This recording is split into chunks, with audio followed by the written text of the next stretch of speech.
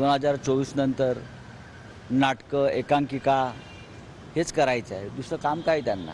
साहेब रत्नागिरीच्या जागेवरून कांद्याच्या संदर्भामध्ये निकाल येण्याची शक्यता आहे. येत्या 2-3 दिवसात अपात्रतेवर निकाल येण्याची शक्यता आणि आहे. तो शिंदे गटाच्या बाजूने लागेल अशा पद्धतीचं सुतोवाच खरं तर केलं जातं.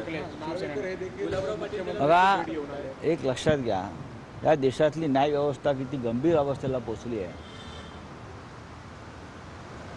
नार्वेकर जे आहेत ते अचानक आजारी पडले, आता ते अचानक बरे झाले. बरे झाल्यावर ते ताबडतोब जाऊन मुख्यमंत्र्यांना भेटले.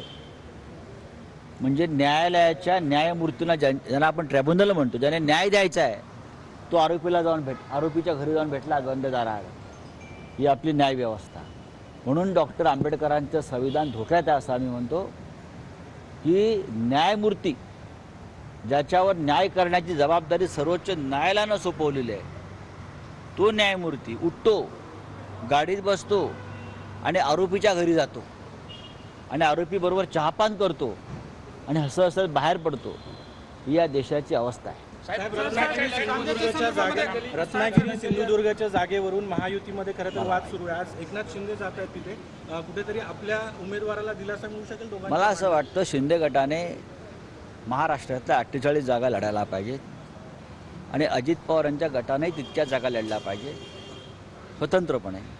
म्हणजे आपण कुठे आहोत हे त्यांना कळेल, जनता कोणाबरोबर आहे. हां, समजून घ्यावं त्याने.